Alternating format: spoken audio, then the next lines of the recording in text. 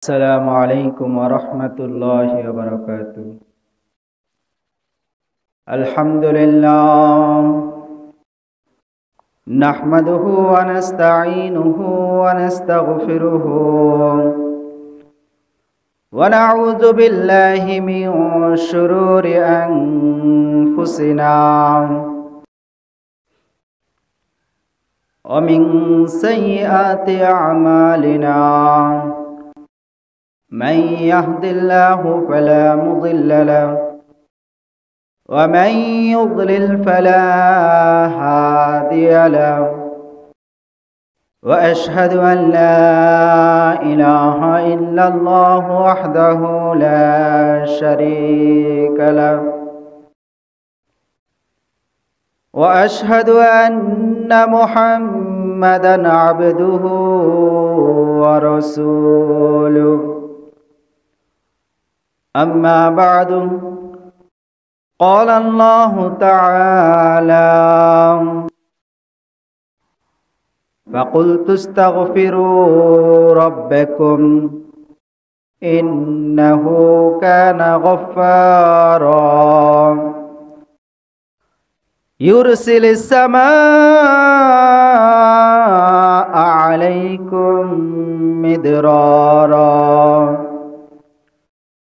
ويمددكم بأموال وبنين ويجعل لكم جنات ويجعل لكم أنهارا. وقال النبي صلى الله عليه وسلم: من صلى علي واحدة صلى الله عليه عشرا. وقال النبي صلى الله عليه وسلم: غفرت له الخطايا وإن كانت مثل زبد البحر. اللهم صل على سيدنا ونبينا وشفيعنا وحبيبنا ومولانا محمد صلى الله على آله وأصحابه وبارك وسلم. اللهم صل على سيدنا ونبينا وشفيعنا وحبيبنا ومولانا محمد صلى الله عليه وعلى آله وأصحابه وبارك وسلم. بلغ العلا بكماله كشف الدجى بجماله حسنت جميع خصاله. صلوا عليه وآله سلموا يا كم مبارك.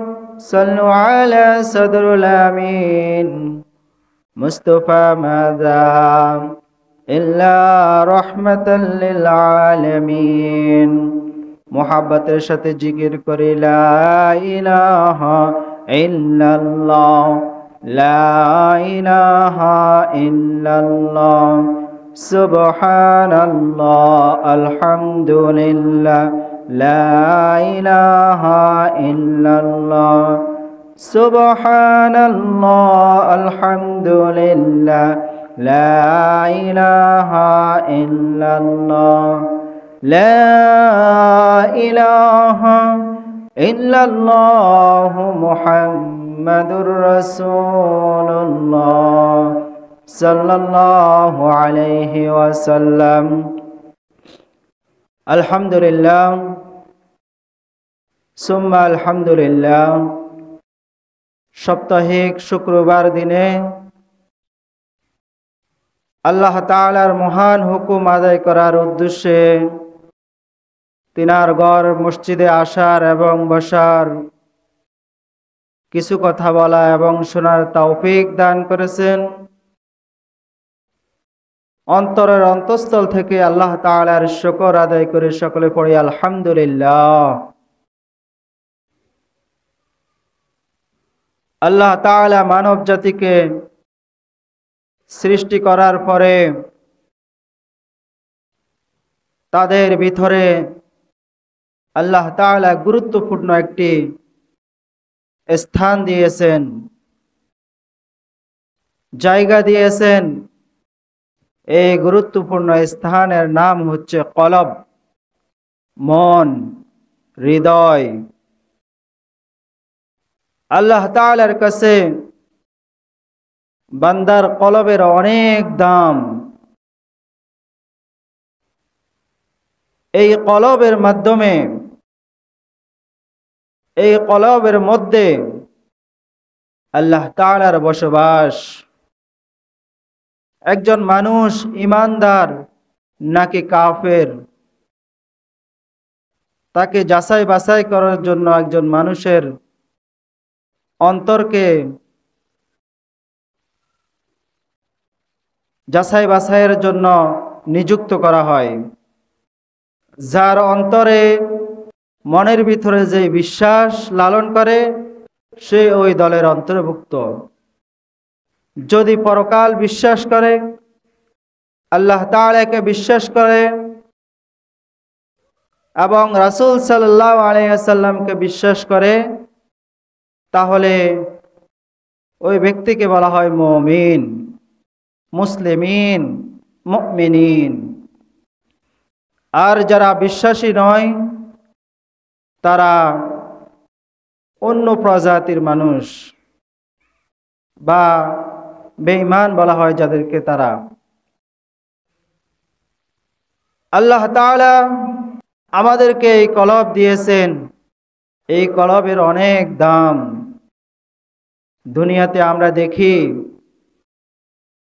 যদি কোনো দামি মেহমান আমাদের বাড়িতে আসে, তখন আমরা তার আসার সুবাদে ঘর দুয়ার এগুলাকে ঝাড়ু দিয়ে পয় পরিষ্কার করে একদম রেডি করে রাখি, যেন মেহমান আসার পরে সে কোনোভাবে কষ্ট ফিল না করে এবং আসার পরে তার যেন এখানে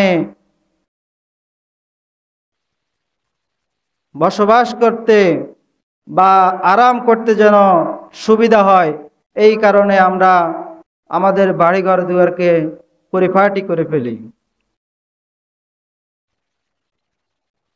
রব্বে কারীম হচ্ছেন বান্দার কলবের মধ্যে বসবাস করতেছে। যখন আল্লাহ তাআলা সাত তবক আসমান, এই জমিনকে যখন বললেন যে তোমরা আমাকে ধারণ করো, তখন সাত আসমান, সাত জমিন সবাই অপারগতা পোষণ করেছেন যে আমরা পারবো না, আমাদের সেই শক্তি নেই, আমরা অক্ষম, আমরা দুর্বল। তখন আল্লাহ তাআলা বলতেছেন যে আমার বসবাস হচ্ছে মুমিনের কলবের ভিতর। সুবহানাল্লাহ। আমার বসবাস হচ্ছে ঈমানদারের কলবের মধ্যে, মনের মধ্যে। আমরা যেরকম মেহমান আসার সুবাদে বাড়িঘর দুয়ার পরিষ্কার করে ফেলি, এই কলবটাকে বান্দা অনেক গুনাহের কারণে কি করে ফেলে? নেফাকি করে ফেলে। কলবের মধ্যে অনেক গুনাহ জমার কারণে কলবের মধ্যে একটা কালো দাগ পড়ে যায়, মরিচা পড়ে যায়। তখন ওই বান্দা আল্লাহ তাআলাকে ভুলে যায় এবং আল্লাহ তাআলাকে ভুলে যাওয়ার পরে তার নেফাকি, তার গুনাহের কাজ আরো বেড়ে যায়। এই কারণে আমাদের কলবের নেফাকে দূর করার জন্য, কলবকে ঝাড়ু দেওয়ার জন্য, পরিষ্কার পরিচ্ছন্ন করার জন্য আল্লাহ তাআলা কিছু মাধ্যম আমাদেরকে জানাইয়া দিয়েছেন। আজকে জুমায় জানবো একজন ইমানদারের কলব কিভাবে পরিষ্কার রাখা যায়, একজন ইমানদারের মনটার ভিতরে, দিলের ভিতরে আল্লাহ তাআলাকে কিভাবে বসবাস করানো যায়। এই মাধ্যমগুলি কোরআন এবং হাদিস অনুযায়ী আমরা জানার চেষ্টা করব। লা ইলমা লানা ইল্লা মা আল্লামতানা আলাইহি তাওয়াক্কালতু ওয়া ইলাইহি উনীব। আল্লাহ তাআলা আমাদের সবাইকে শ্রবণকৃত কথাগুলি আমল করার তৌফিক দান করুক, সকলে বলি আমিন। 6টি আমল বা 6টি জিকির বান্দার কলবকে পরিষ্কার করে দেয়। সুবহানাল্লাহ।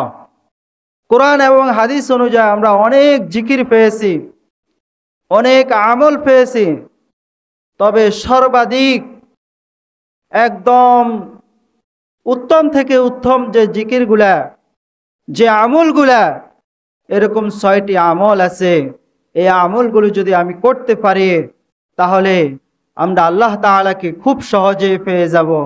সকলে বলি আল্লাহ তাআলা আমাদেরকে আমল করার তৌফিক দান করুক, সকলে বলি আমিন। 6টি আমলের মধ্যে সর্বপ্রথম যে আমলটি উল্লেখ করা হয়েছে সেটা হচ্ছে বান্দা, একজন মুমিন, একজন মুসলমান, একজন খোদাভীরু মানুষ, তার প্রথম যে আমলটি থাকবে সেটা হচ্ছে দুরূদ ও কালাম পড়া, দুরূদ শরীফ পাঠ করা। কি করা? দুরূদ শরীফ পাঠ করা। নবী সাল্লাল্লাহু আলাইহি ওয়াসাল্লাম ইরশাদ করেন, মান সাল্লা আলাইয়া ওয়াহিদাতান সাল্লাল্লাহু আলাইহি আশারা। যে ব্যক্তি রাসূলের উপর একবার দুরূদ পাঠ করে আল্লাহ তাআলা তার 10টি, আল্লাহ তাআলা ওই বান্দার উপর 10টি রহমত নাজিল করেন। সুবহানাল্লাহ। একবার দুরূদ পড়ার কারণে 10টি রহমত। সোজা মজা কথা। এবং এই হাদিসের পরের অংশ বলতেছেন যে 10টি গুনাহ মাফ করে দেয়। সুবহানাল্লাহ। 10টি রহমত নাজিল করে এবং 10টি গুনাহ মাফ করে দেয়। সুবহানাল্লাহ। শুধু একবার দুরূদ সালাম পাঠ করার কারণে। কোন ব্যক্তি অভাবে আছে, রাসূল আকরাম সাল্লাল্লাহু আলাইহি ওয়াসাল্লাম বলেছেন সে যেন বেশি বেশি দুরূদ শরীফ পাঠ করে। কোন ব্যক্তি অসুস্থ আছে, রাসূল আকরাম সাল্লাল্লাহু আলাইহি ওয়াসাল্লাম বলেছেন সে যেন বেশি বেশি দুরূদ সালাম পাঠ করে। বিপদে আছে, মুসিবতে আছে, সে যেন দুরূদ শরীফ পাঠ করে। সন্তান কথা শুনতেছে না, নষ্ট হয়ে গিয়েছে, সে যেন বেশি বেশি দুরূদ সালাম পাঠ করে। আয় উন্নতির কোনো বরকত নাই, সংসার থেকে অভাব যায় না, সে যেন বেশি বেশি দুরূদ সালাম পাঠ করে। স্ত্রী কথা শুনে না, স্বামী কথা শুনে না, সে যেন বেশি বেশি দুরূদ সালাম পাঠ করে। দুরূদ সালামের মধ্যে সর্বোত্তম যে দুরূদ সেটা হচ্ছে দুরূদ ইব্রাহিম, যেটা আমরা নামাজে পড়ি।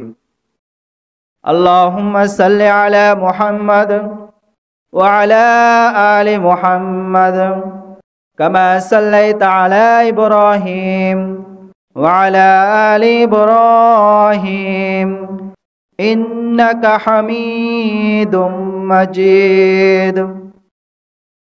اللهم بارك على محمد وعلى آل محمد كما باركت على إبراهيم وعلى آل إبراهيم إنك حميد مجيد। এই দুরূদটা হচ্ছে দুরূদ ইব্রাহিম, এবং সবচাইতে শ্রেষ্ঠ দুরূদ হচ্ছে এটা। আমরা আরো দুরূদ পড়তে পারি, যেমন আল্লাহুম্মা সাল্লি আলা মুহাম্মাদ, আল্লাহুম্মা সাল্লি আলা মুহাম্মাদ।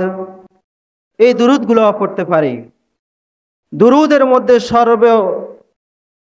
একদম ছোট যে দুরূদ, সেটা হচ্ছে সাল্লাল্লাহু আলাইহি ওয়াসাল্লাম, সাল্লাল্লাহু আলাইহি ওয়াসাল্লাম, সাল্লাল্লাহু আলাইহি ওয়াসাল্লাম।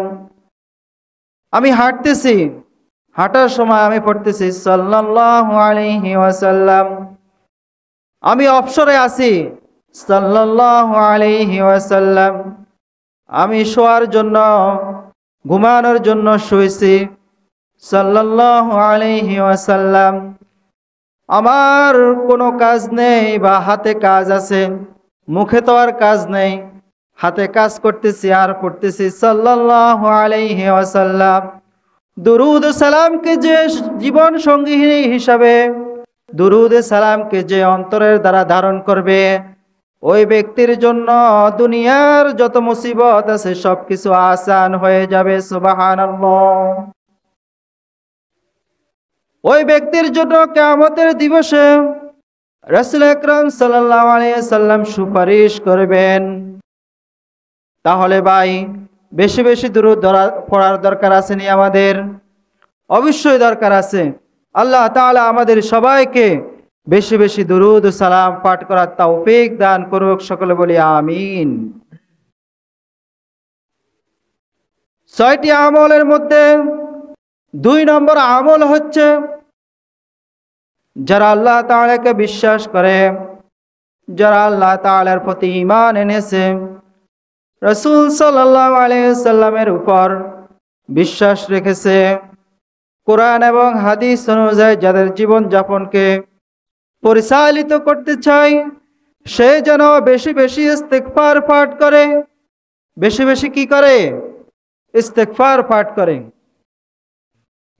সূরা নসরের মধ্যে আল্লাহ তাআলা ইরশাদ করেন, বিসমিল্লাহির রহমানির রহিম, ইযা জাআ নাসরুল্লাহি ওয়াল ফাত ورأيت الناس يدخلون في دين الله أفواجا فسبح بحمد ربك واستغفر فسبح। তুমি তোমার রবের প্রশংসা করো, বিহামদি রব্বিকা, পবিত্রতা বর্ণনা করো, ওয়াস্তাগফির, এবং বেশি বেশি ইস্তিগফার পাঠ করো। ইন্নাহু কানা তাওয়াবা, নিশ্চয় আল্লাহ তাআলা তওবা গ্রহণকারী। বান্দা যদি আল্লাহ তাআলার নিকট তওবা করে, আল্লাহ তাআলা বান্দার তওবাকে কবুল আর মঞ্জুর করে নেয়। সূরা হুদের 52 নম্বর আয়াতে আল্লাহ তাআলা ইরশাদ করেন, ইস্তাগফিরু রাব্বাকুম, বান্দা তুমি আল্লাহ তাআলার নিকট ক্ষমা প্রার্থনা করো, সুম্মা তুবু ইলাইহি, এবং তার দিকে তোমার কলবটাকে রুজু করে দাও, মনে নিবেশ করে দাও। যদি আমি আমার কলবটাকে ইস্তিগফার দ্বারা সাজাইতে পারি, ইস্তিগফারের মাধ্যমে আমার কি কি অর্জন হবে আল্লাহ তাআলা নিজেই বলে দিতেছেন। বান্দা যখন ইস্তিগফার বেশি বেশি পাঠ করবে, তার জন্য আল্লাহ তাআলা বলতেছেন, ইউরসিলিস সামা আলাইকুম মিদরারা, আকাশ থেকে রহমতের বৃষ্টি দান করবেন। সুবহানাল্লাহ। ফসল করছেন অথবা গাছ রোপণ করছেন, ব্যবসা বাণিজ্য করতেছেন, উন্নতি নাই, হঠাৎ বিপদ, হঠাৎ সমস্যা, আপনার জন্য আমল একটাই, সেটা হচ্ছে ইস্তেগফার। সুবহানাল্লাহ। যদি আমরা বেশি বেশি ইস্তেগফার পাঠ করতে পারি, আল্লাহ তাআলা রহমতের বৃষ্টি আমাদের উপর বর্ষণ করবেন। সুবহানাল্লাহ।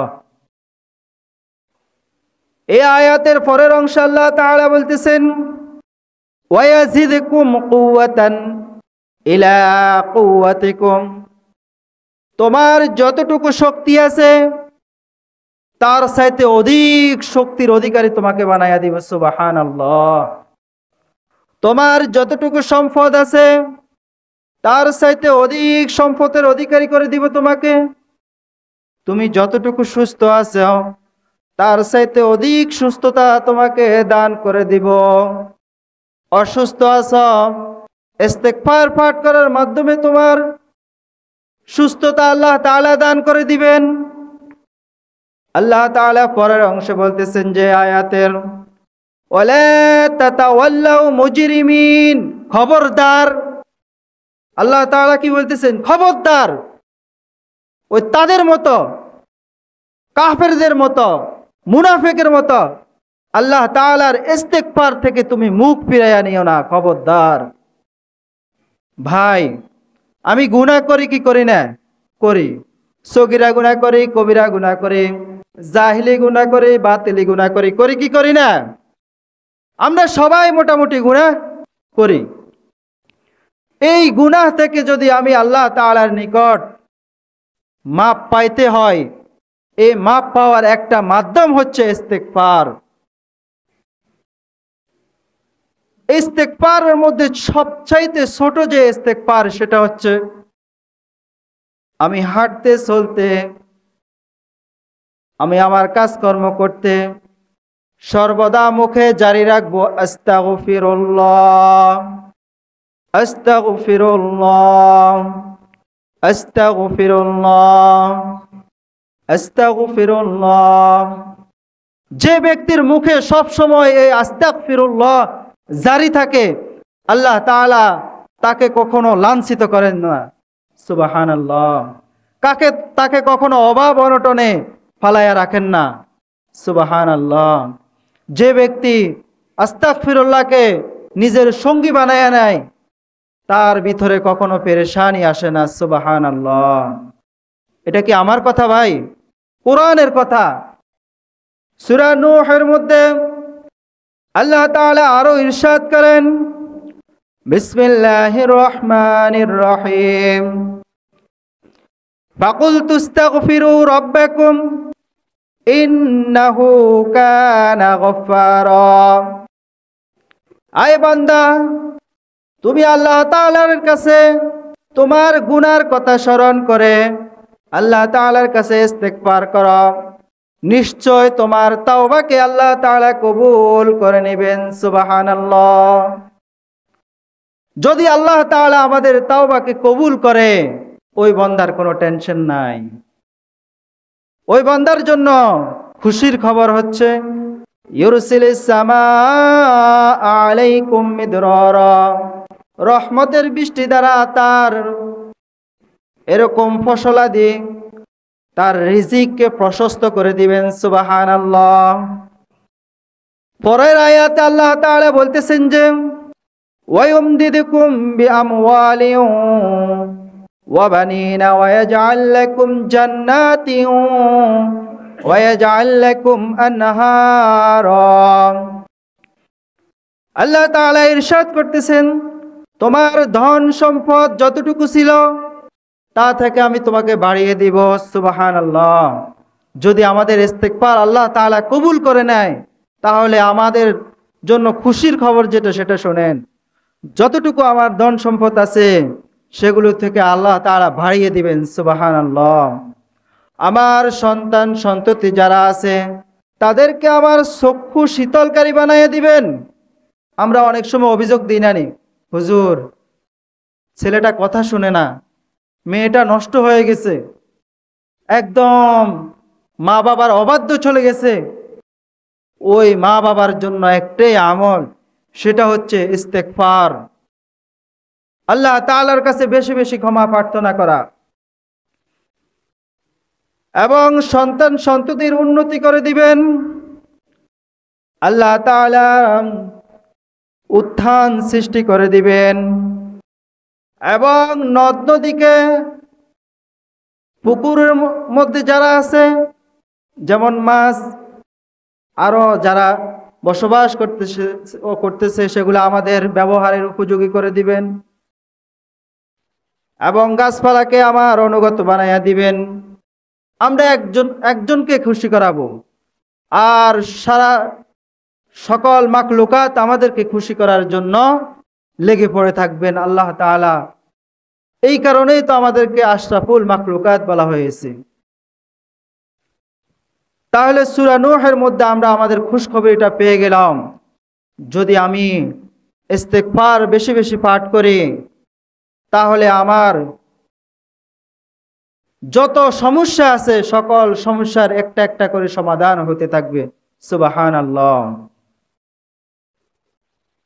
ইস্তেগফারের মধ্যে আরো একটু বড় ইস্তেগফার হচ্ছে আস্তাগফিরুল্লাহ রাব্বি মিন কুল্লি যামবি ওয়া আতুবু ইলাইহি লা হাওলা ওয়ালা কুওয়াতা ইল্লা বিল্লাহিল আলিয়্যিল আযীম। এটা একটু বড় ইস্তেগফার। আর ছোট ইস্তেগফার হচ্ছে আস্তাগফিরুল্লাহ আস্তাগফিরুল্লাহ আস্তাগফিরুল্লাহ। ইনশাআল্লাহ আমল করব তো ভাই, ইনশাআল্লাহ ইনশাআল্লাহ। 6টি আমলের মধ্যে 3 নম্বর যে আমল সেটা হচ্ছে যে ব্যক্তি চায় যে জান্নাতের যে ধনভাণ্ডার আছে, জান্নাতের যে নাজ নেয়ামত আছে, ওই নাজ নেয়ামতের মালিক হইতে সে যেন বেশি বেশি পড়ে ইয়া যাল জালালি ওয়াল ইকরাম। পড়েন আমার সাথে, ইয়া যাল জালালি ওয়াল ইকরাম, ইয়া যাল জালালি ওয়াল ইকরাম। এই জিকিরটার মাধ্যমে আমরা জান্নাতের অনেক নাজ নেয়ামতের মালিক হয়ে যাব। সুবহানাল্লাহ। বেশি কঠিন নাকি ভাই? একদম সহজ। ইয়া যাল জালালি ওয়াল ইকরাম। তাহলে 3 নম্বর আমলের পরে আমরা 4 নম্বর আমলে যাইতেছি। 4 নম্বর আমল হচ্ছে লা হাওলা ওয়ালা কুওয়াতা ইল্লা বিল্লাহ, লা হাওলা ওয়ালা কুওয়াতা ইল্লা বিল্লাহ। এখন শীতকাল, আমার অনেক সময় বেকার সময় কাটাই, আমার ভিতরে পেরেশানি, আমার সমস্যা, আমার সন্তানদের সমস্যা, আত্মীয় স্বজন অনেকে অসুস্থ সমস্যায় আছে বিদেশে। আমার জন্য একটি আমল, সেটা হচ্ছে লা হাওলা ওয়ালা কুওয়াতা ইল্লা বিল্লাহ। হঠাৎ একটা বিপদ চলে এসেছে, এই বিপদ আমার টেকআপ দেওয়ার মতো আমার শক্তি নেই। আমার জন্য একটা আমল, সেটা হচ্ছে লা হাওলা ওয়ালা কুওয়াতা ইল্লা বিল্লাহ, লা হাওলা ওয়ালা কুওয়াতা ইল্লা বিল্লাহ। ইনশাআল্লাহ আমল করব তো ভাই, ইনশাআল্লাহ। 5 নম্বর হচ্ছে যে আমলটা, সেটা হচ্ছে দোয়াই ইউনুস, লা ইলাহা ইল্লা আনতা সুবহানাকা ইন্নী কুনতু মিনাজ জালিমিন। এই দোয়ার মাধ্যমে মাছের পেট থেকে নাজাত পেয়েছেন, মাছের পেটের থেকে বের হয়েছেন, বের করেছেন, আল্লাহ তাআলা ক্ষমা করে দিয়েছেন। যখন ইউনুস আলাইহিস সালামকে কাফেররা মারার জন্য দৌড়তেছিলেন, ইউনুস আলাইহিস সালাম এরকম যাইতেছে যাইতেছে যাইতেছে সাগরের কাছে চলে গেছে। এখন ওনার আর কি নাই, রক্ষা পাওয়ার কোনো সুযোগ নাই কাফেরের হাত থেকে। তখন সে আল্লাহ তাআলার কাছে আশ্রয় চাইতে না সে সাগরের কাছে আশ্রয় চেয়েছে, মাছের কাছে আশ্রয় চেয়েছে যে মাছ আমাকে রক্ষা করো, সাগর আমাকে রক্ষা করো, এরকম বলে সে সাগরে ঝাঁপ দিল। একটা মাছ হযরত ইউনুস আলাইহিস সালামকে গিলে ফেললেন। 40 দিন পর্যন্ত ইউনুস আলাইহিস সালাম ওই মাছের পেটে ছিলেন। সুবহানাল্লাহ। এবং ইউনুস আলাইহিস সালাম ওই সময় বুঝতেছিলেন না যে হঠাৎ করে আমার উপরে এরকম একটা বিপদ কেন চলে আসলো। বুঝতেছেন না, বুঝতেছেন না, 40 দিন পর্যন্ত বুঝতেছেন না। হঠাৎ মনে পড়লো যে আমি তো আল্লাহ তাআলার কাছে আশ্রয় না চেয়ে মানুষের কাছে চেয়ে ফেলেছি, মাখলুকাতের কাছে চেয়ে ফেলেছি, সুতরাং আমি হচ্ছি জালেম। এবং ওইটা স্মরণ করে যখন আল্লাহ তাআলার কাছে বললেন যে লা ইলাহা ইল্লা আনতা সুবহানাকা ইন্নী কুনতু মিনাজ জালিমিন, লা ইলাহা ইল্লা আনতা, আপনি ছাড়া কোনো মাবুদ নেই। তখন আল্লাহ তাআলার প্রশংসা আবার শুরু করে দিয়েছেন। সুবহানাকা, সমস্ত প্রশংসা, সমস্ত পবিত্রতা আপনার জন্য, সুবহানাল্লাহ। ইন্নী কুনতু মিনাজ জালিমিন, আমি হচ্ছি জালেম। জালেম হচ্ছে যারা নিজের বুকে নিজে ছুরি মারে, যারা ফাঁসি দেয়, বিষ খায়, এরা হচ্ছে জালেম। অর্থাৎ আত্মহত্যা যারা করে। আমরা তো এমন এমন কিছু গুনাহ করে ফেলি, এটা জানি যে এটা গুনাহ, তবুও করি। এটা হচ্ছে জালেমের কাজ, আত্মঘাতী কাজ। এটা জানি যে আত্মীয় স্বজন, আত্মীয়তার ছিন্নকারী কখনো বেহেশতে প্রবেশ করব না, আমি কিন্তু বারে বারে আমার আচরণ দ্বারা আমি আত্মীয় স্বজনের যে বন্ধন সেটা নষ্ট করে ফেলি। আমি জানি, কিন্তু আমল নাই। আমি জানি আমি যদি গালি দিই তাহলে সিবাবুল মুসলিমি ফুসুকুন, ফাসেক হয়ে যাব। ওয়াকিতালুহু কুফরুন, আমি যদি অপর মুসলমান ভাইকে, অপর একজন মানুষকে যদি আমি কতল করি, মেরে ফেলি, তাহলে আমি কুফরুন, কাফেরের পর্যায়ে চলে যাব। আমি এটা জানি, জানার পরও আমি অন্যায়গুলা করি। সুতরাং আমি জালেম। আমি কি জালেম? ইন্নী কুনতু মিনাজ জালিমিন, আল্লাহ আমি জালেম, আপনি আমাকে মাফ করে দেন। এই দোয়াটা আমরা বেশি বেশি পড়বো তো ইনশাআল্লাহ। ইউনূস আলাইহিস সালাম যেরকম মাছের পেট থেকে রক্ষা পেয়ে গেছেন, বিপদ থেকে রক্ষা পেয়ে গেছেন, আমরাও আমাদের বিপদের সময় যদি এই দোয়াটা বেশি বেশি পাঠ করি, যত বড় বিপদে হোক আল্লাহ তাআলা মুক্ত করে দিবেন। সুবহানাল্লাহ। 6 নম্বরে যে আমল, এই আমল যদি আমি আমার জীবনের সাথে ফিট করে নিতে পারি, তাহলে আমার জন্য আর কোনো টেনশন নাই। সেটা হচ্ছে প্রত্যেক ফরজ নামাজের পরে সুবহানাল্লাহ 33 বার। কয়বার? 33 বার। আলহামদুলিল্লাহ 33 বার, এবং আল্লাহু আকবার 33 বার। আল্লাহু আকবার কয়বার? 33 বার। 34 বার কেন বলতেছি এটা শুনেন। এবং একবার হচ্ছে একটা দোয়া, যেমন আমার সাথে মনে মনে পড়েন, লা ইলাহা ইল্লাল্লাহু ওয়াহদাহু লা শারীকা লাহু লাহুল মুলকু ওয়া লাহুল হামদু ইউহয়ি ওয়া ইউমীত বিয়াদিহিল খায়র ওয়া হুয়া আলা কুল্লি শাইইন কাদির। এই দোয়াটা একবার। কয়বার? একবার। 33 বার সুবহানাল্লাহ, 33 বার আলহামদুলিল্লাহ, এবং 33 বার আল্লাহু আকবার। কয়বার হয়েছে? 99 বার। আর একবার হচ্ছে এই দোয়া। যে ব্যক্তি এই প্যাকেজটা পূর্ণ করবে, ওই ব্যক্তির জন্য আল্লাহ রাসূল ইরশাদ করেন, গুফিরাত লাহুল খতায়া ওয়া ইন কানাত মিসলা জাবাদিল বাহর। ওই ব্যক্তির জন্য যেটা প্রাপ্য সেটা হচ্ছে, ওই ব্যক্তির যদি সমুদ্র পরিমাণ, সমুদ্রের ফেনা পরিমাণ যদি গুনাহ থাকে, পাহাড় পরিমাণ যদি গুনাহ থাকে, ওই ব্যক্তিকে আল্লাহ তাআলা মাফ করে দিবেন। সুবহানাল্লাহ। তাহলে এই আমলটা যদি আমি প্রত্যেক নামাজের পরে করতে পারি, তাহলে আমার গুনাহগুলা মুছতে মুছতে ইনশাআল্লাহ একদিন আমি আল্লাহ তাআলার খাস বান্দা হয়ে যাব। সুবহানাল্লাহ। তাহলে আমলটা কি আবার বলেছি? 33 বার সুবহানাল্লাহ, 33 বার আলহামদুলিল্লাহ, এবং 33 বার আল্লাহু আকবার। আর একবার হচ্ছে লা ইলাহা ইল্লাল্লাহু ওয়াহদাহু লা শারীকা লাহু লাহুল মুলকু ওয়া লাহুল হামদু ইউহয়ি ওয়া ইউমীত ওয়া হুয়া আলা কুল্লি শাইইন কাদির।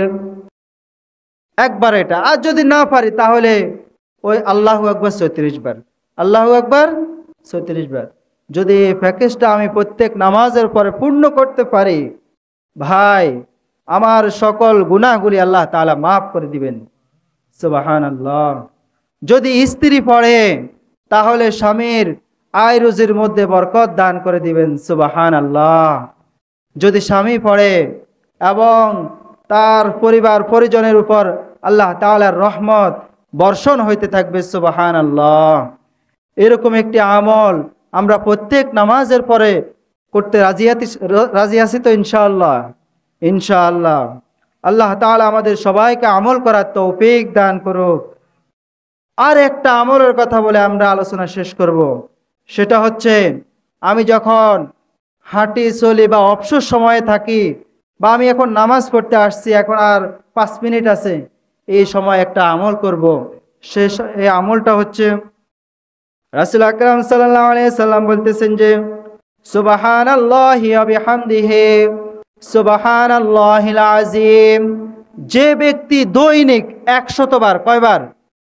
100 বার এই জিকিরটা করবে, এই দোয়াটা পাঠ করবে, সুবহানাল্লাহি ওয়া বিহামদিহি সুবহানাল্লাহিল আযীম, ওই ব্যক্তি যেন শুনে রাখে, রাসূল আকরাম সাল্লাল্লাহু আলাইহি সাল্লাম বলতেছেন যে, সাকিলাতানি ফিল মিজান, সাকিলাতানি ফিল মিজান। কিয়ামতের দিবসে আমাদের আমল নামা মাপা হবে। ওই ব্যক্তি যেন ধরে নেয় তার মিজানের পাল্লা এই জিকিরের দ্বারা, এই দোয়ার দ্বারা একদম ভারী করে দিতেছে। সুবহানাল্লাহ। তাহলে আমরা আমাদের আমলের যে মিজানের পাল্লা, এটা ভারী করার দরকার আছে নি ভাই? অবশ্যই দরকার আছে। তাহলে আমি নামাজের আগে যে সুযোগ পাই, 10 মিনিট 5 মিনিট বা সারাদিনে অন্তত যে সময় পাই, এই সময় যদি এই আমলটা করতে পারি, সুবহানাল্লাহি ওয়া বিহামদিহি সুবহানাল্লাহিল আযীম, কয়বার? 100 বার। তাহলে আমার মিজানের পাল্লা আল্লাহ তাআলা ভারী করে দিবেন। সুবহানাল্লাহ। কিয়ামতের দিবসে আমার আর কোনো কি থাকবে না? টেনশন থাকবে না। আল্লাহ তাআলা আমাদের সবাইকে এই 6টি আমল যে বলেছি, এই আমলগুলি বেশি বেশি করার তৌফিক দান করুক। সকলে বলি আমিন। ওয়া আখির দাওয়ানা আনিল হামদুলিল্লাহি রাব্বিল আলামিন।